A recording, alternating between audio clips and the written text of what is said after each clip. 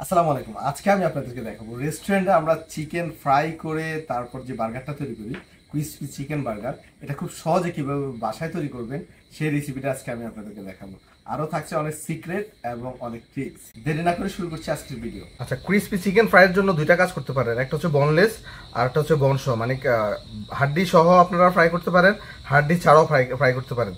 তবে এখানে মেন রিকোয়ারমেন্টটা হচ্ছে আপনারা অবশ্যই স্কিনটা রাখবেন। আমি এখানে দুইটা লেগ পিসের জাস্ট হাড্ডি ছড়িয়ে নিয়েছি, কারণ আমি এগুলো ফ্রাইড চিকেন করার পরে বার্গার তৈরি করবো। জাস্ট ফ্রাইড চিকেন এবং বার্গার দুইটা same recipe. Just fried chicken জানলে বার্গারটাও তৈরি করতে পারবেন। আর দুইটা বন সহ আমি চিকেন উইংস, চিকেনের ফাঁকাগুলো নিয়েছি। তো এটা ম্যারিনেশন দেখাচ্ছি, খুব সহজ। Half table spoon sugar, half table spoon Cajun spicy, Cajun powder যেটা বলি। এই কাজুন পাউডারটা যদি না থাকে আপনাদের বাসায়, আপনারা নর্মাল গরম মশলাও দিতে পারেন, একটু হলুদের গুঁড়া, একটু মরিচের গুঁড়ো দিতে পারেন। তবে হলুদের গুঁড়াটা না ইউজ করা বেটার, হলুদের গুঁড়া ইউজ করলে কালারটা নষ্ট হয়ে যায়। জাস্ট একটু মরিচের গুঁড়া দিতে পারেন। আর লবণ পরিমাণ মতো, আমি এখানে হাফ টিস্পুন লবণ দিয়েছি, ব্যাস। এখানে আর কোনো মশলা দিতে হবে না। কাজুন স্পাইস এবং হচ্ছে আপনার লবণ, চিনি, দ্যাটস ইট। আমি এটা মাখিয়ে নিচ্ছি। আর কাজুন স্পাইসি যারা হচ্ছে গিয়া অলরেডি কি জিনিস জানেন, তাদের তো আর বোঝানোর কিছু নেই। আর যারা হচ্ছে কাজুন স্পাইসির যে ঝালটা, সেই ঝালটা যদি আর একটু বেশি পছন্দ করেন, সেক্ষেত্রে অল্প একটু মরিচের গুঁড়া ইউজ করতে পারেন, কোনো অসুবিধা নেই। কারণ কাজুন স্পাইসিতে জাস্ট হালকা গুঁড়া থাকে, মরিচের গুঁড়া, যেটা পেপার গুঁড়া থাকে। যে ব্যাস, এটা আমি এখন রেখে দিব আধা ঘন্টার মতো। তারপর হচ্ছে গিয়ে আপনার ফ্রাইংয়ের প্রসেসটা দেখাবো। চিকেন ডাস্ট করার জন্য আমি এখানে 1 কাপ কর্নফ্লাওয়ার নিয়েছি। আমি একটু আলাদা স্টাইলে দেখাচ্ছি আপনাদেরকে। শুধু ময়দা দিয়েও করতে পারবেন, কোনো অসুবিধা নেই। আর ময়দা দিয়েছি আমি 1.5 কাপ। এখানে আমি 1 কাপ দিচ্ছি প্রথমে, তারপর আরো হাফ কাপ দিচ্ছি। আর এটার সাথে কি করবেন, হালকা একটু সিজনিং দিবেন, এতে করে টেস্টটা ভালো আসবে। অল্প একটু গোলমরিচ, এটা কালো গোলমরিচও দিতে পারেন, সাদা গোলমরিচও দিতে পারেন, কোনো অসুবিধা নেই। আর হাফ টি স্পুন হচ্ছে আপনার লবণ। এখানে আমি কাজুন স্পাইস দিচ্ছি হাফ টি স্পুন, এটা অপশনাল। আপনারা চাইলে মরিচের গুঁড়োটা ইউজ করতে পারেন, কোনো অসুবিধা নেই। তবে আমি অল্প একটু মরিচের গুঁড়ো ইউজ করবো স্পাইসির জন্য। আমি এখানে হাফ টি স্পুন মরিচের গুঁড়ো দিচ্ছি, ব্যাস। এটা ভালো করে মিক্স করে নিতে হবে। এখন চিকেনটা ডাস্ট করার প্রসেসটা দেখাবো। বাস, ময়দাটা আমার রেডি। চিকেনটা অলরেডি আমার আধা ঘন্টা হয়ে গেছে। আর চিকেনে আপনারা চাইলে একটু আদা রসুন পেস্টও দিতে পারেন, জাস্ট ফ্লেভারের জন্য বা বাংলা টেস্টের জন্য। আমি সাজেস্ট করি যদি আপনার অথেন্টিক রেসিপিতে আদা রসুন না ইউজ করাটাই বেটার। তারপর চিকেনটার প্রসেসটা দেখাচ্ছি। চিকেনগুলো জাস্ট ময়দার উপর ডাস্ট করবেন। ডাস্ট করার একটা নিয়ম আছে, নিয়মটা খুব সহজ, আমি দেখাচ্ছি কীভাবে করবেন। এখানে চিকেনগুলোর আগে প্রথমে জাস্ট একবার ডাস্ট করে নেবেন। আর এই ডাস্ট করার সময় দেখবেন যে যাতে চিকেন এবং ময়দা সব জায়গাতে যাতে চিকেনের শরীরে লেগে যায়, সেদিকে একটু খেয়াল রাখতে হবে। চিকেনটা ফ্রাই করার জন্য আপনাকে একদম সবগুলো চিকেন একবারে এইভাবে ডাস্ট করে নিতে হবে। জাস্ট প্রথমে একবার ডাস্ট করে নেবেন। তারপরে যেটা হচ্ছে আমি টেকনিকটা দেখাচ্ছি, সেটা হচ্ছে আমি দুধ নিয়েছি এখানে, লিকুইড মিল্ক। আপনারা এখানে জাস্ট পানি দিয়ে করতে পারবেন, তবে পানি দিয়ে করলে একটু হালকা শক্ত শক্ত হবে। আর যদি আপনার লিকুইড মিল্ক দিয়ে করেন, সেক্ষেত্রে হচ্ছে সফট ক্রিস্পি হবে, একদম প্রপার হবে। আপনারা কি করবেন, জাস্ট এই যে দেখাচ্ছি, ময়দা একটু সাইড থেকে গুছিয়ে নেবেন। আর যেটা হচ্ছে আপনার মিল্কে ভিজাবেন, ধরেন এই যে আমি মিল্কে সক করতেছি। মিল্কে সক করার পরে তারপর এই যে জাস্ট হাতে এইভাবে হালকা একটু কষলাবেন, হালকা ময়দা সহ এইভাবে হালকা একটু কষলাবেন। কষলিয়ে তারপর একটা ঝাঁকি দিবেন। ঝাঁকি দিয়ে দেখছেন জর্জরাটা হয়ে গেছে একদম পুরা। আমি জাস্ট 2 পিস করে আগে ছেড়ে দিই, ব্যাস। এভাবে হাত দিয়ে হালকা একটু কষলি ময়দা সহ কষলাতে হবে, তা না হলে কিন্তু হবে না। এভাবে ময়দা সহ হালকা একটু কষলিয়ে জাস্ট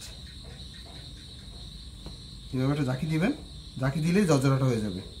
ওকে, এখন আসি তেলের ব্যাপারে। আমি এখানে তেল হিট আপ করে রেখেছি। তেলের টেম্পারেচার থাকতে হবে 180। আপনাদের যাদের বাসা টেম্পারেচার মেশিন আছে তারা তো বুঝতে পারবেন, আর যাদের টেম্পারেচার মেশিন নেই তারা হচ্ছে কিছু একটা ছাড়বেন, ছাড়ার পর যদি দেখেন 1 সেকেন্ডের ভিতরে বেশি ওঠে তাহলে হয়ে গেছে। ব্যাস, আমি তেলটা যেহেতু আমার টেম্পারেচার পারফেক্ট আছে, আমি চিকেনটা ছেড়ে দিচ্ছি।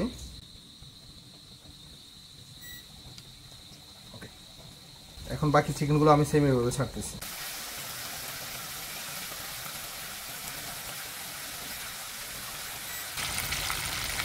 চিকেনটা যতটুকু সম্ভব না নাড়িয়ে ফ্রাই করার জন্য আপনার এভাবে 15 মিনিট রেখে দিবেন, 15 মিনিট স্লো হিটে, এতে করে প্রপার ক্রিস্পি হবে।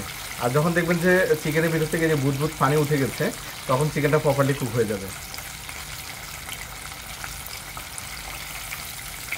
ওয়াও, চিকেনের লুকসটা সেই হয়েছে। বার্গার বানটা জাস্ট মাঝখান থেকে কেটে নিয়েছি, এটা কমনলি সবাই জানে, কিন্তু একটা টেকনিক বলি, সেটা হচ্ছে বানের ভিতরে যদি মাখন ইউজ করেন সেক্ষেত্রে টেস্টটা অনেক বেশি আছে। আমি অল্প একটু মেল্টেড মাখন দিয়ে দিচ্ছি।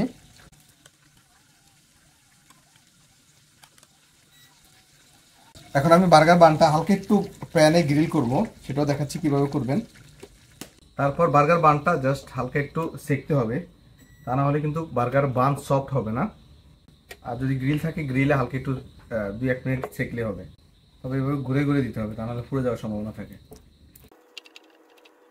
আর বানটা সফট না হওয়া পর্যন্ত কিন্তু আপনার গ্রিলে থাকতে হবে। বান যদি হার্ড থাকে তাহলে কিন্তু বার্গার টেস্ট লাগবে না। এই যে দেখেন, এটা সফট হয়ে গেছে, তার মানে এটা তুলে নিলে চলবে, বাট এটা এখন একটু হার্ড আছে, এটা একটু হার্ড আছে। আমি এইভাবে সবগুলো বান করে নিচ্ছি। আমার এই 4টা বান হচ্ছে বার্গারের নিচের, পেটির নিচের অংশ, বানের নিচের অংশ।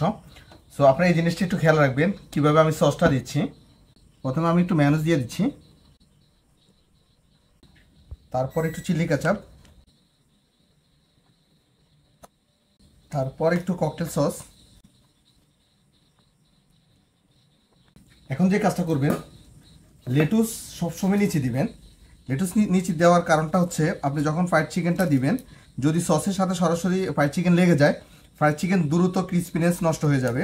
এজন্য লেটুসটা দিবেন নিচে, এতে করে ফ্রাইড চিকেনের সাথে সসটা লাগবে না, আর ফ্রাইড চিকেন ক্রিস্পিনেস একটু লং টাইম থাকবে।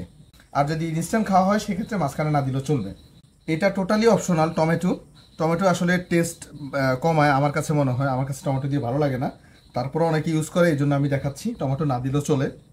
তারপর ফ্রাইড চিকেনটা বসাবেন,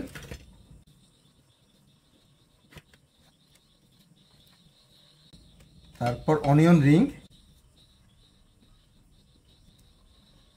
এখন এখানে দুইটা ওয়ে আছে, দুইটা পদ্ধতি আছে। একটা হচ্ছে ফ্রেশ অনিয়ন দিয়ে, আর একটা হচ্ছে ক্যারামেলাইজ অনিয়ন দিয়ে। ক্যারামেলাইজ অনিয়ন দিয়ে আমার কাছে সবচেয়ে বেশি ভালো লাগে, কারণ অথেন্টিক বার্গারগুলোতে ক্যারামেলাইজ অনিয়ন না দিলে ফ্লেভার আসে না, টেস্ট আসে না। এটা রেসিপি অলরেডি আমার পেজে দেওয়া আছে, প্লিজ একটু দেখে নেবেন। এটা হচ্ছে গিয়ে ভেরি স্পেশাল ক্যারামেলাইজ অনিয়ন, এবং উপরে অল্প একটু কোলস্লো সালাদ। আর এই কোলস্লো সালাদের ভিডিও অলরেডি আমার পেজে দেওয়া আছে, প্লিজ একটু দেখে নেবেন। এই অনিয়ন যদি ক্যারামেলাইজ অনিয়ন দেন সেক্ষেত্রে কোলস্লো সালাদ না দিলেও চলবে, কারণ এর টেস্টই অন্যরকম। বাস, তারপর ব্রেডগুলো উপরে দিয়ে দিচ্ছি। সত্যি এক্সিলেন্ট, লুকসটা দেখেন।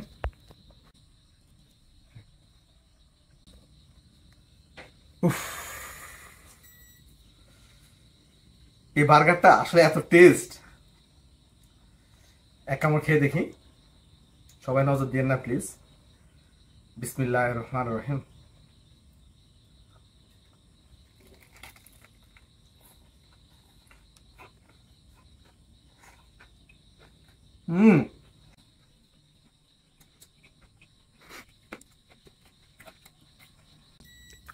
আমি কমেন্ট বলবো না, জাস্ট বাসা একবার ট্রাই করে দেখেন। সুপার। আল্লাহ হাফেজ, দেখা হবে পরবর্তী আরেকটা ভিডিওতে। আগে এটা খেয়ে নিই।